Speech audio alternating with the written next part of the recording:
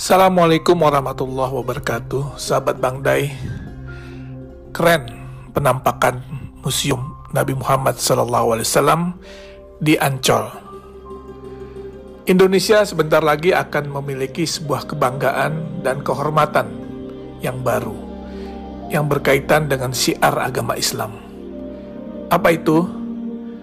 Museum Internasional Sejarah Nabi Muhammad SAW dan Peradaban Islam di Jakarta, tepatnya di pantai timur Ancol, yang akan menjadi oase bagi seluruh masyarakat Indonesia, terutama kaum muslimin, di dalam menggali lebih dalam bagaimana perjalanan hidup Rasulullah SAW. Peletakan batu pertama pembangunan museum ini yang seluas 6 hektar dilaksanakan pada bulan Februari 2020 yang lalu di lokasi yang dekat dengan pantai Karnaval Ancol. Museum Rasulullah di tanah air menjadi yang pertama dilaksanakan di luar Arab Saudi dan mendapat dukungan dari Yayasan Wakaf As-Salam yang bermarkas di Jeddah, Saudi Arabia, serta Liga Muslim Dunia yang berkantor pusat di Mekah, Saudi Arabia. Indonesia menjadi negara pertama di luar Arab Saudi yang memiliki Museum Nabi Muhammad SAW. Ini adalah sebuah kehormatan sekaligus kebanggaan dan tentunya menjadi amanah bagi rakyat Indonesia yang mayoritas Muslim karena mendapat kepercayaan untuk membangun dan memiliki Museum Rasulullah. Museum Rasulullah ini terdiri dari 2 lantai dengan total luas bangunan mencapai 10.000 meter persegi.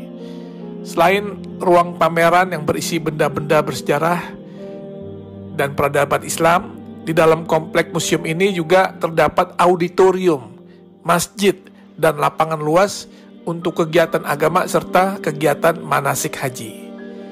Kalau nanti kita lihat isi di dalam museum ini, tak hanya berisikan hadis-hadis yang menceritakan kisah dan perjalanan hidup Nabi SAW, sehingga masyarakat bisa mempelajari dan mengambil contoh teladan beliau semasa hidupnya, tetapi juga kisah-kisah fenomenal di dalam perkembangan Islam, seperti sejarah Isra Mi'raj, perjalanan hijrah Nabi, hingga maket kota Mekah dan Madinah di zaman Rasulullah hingga era sekarang. Sesuai dengan teknologi yang ada sekarang, maka tampilan juga diorama atau kisah-kisah serta benda sejarah sejak zaman Rasulullah akan ditampilkan di dalam 3 dimensi, sehingga siapapun yang melihatnya akan bisa mengetahui dan mempelajari dengan detail.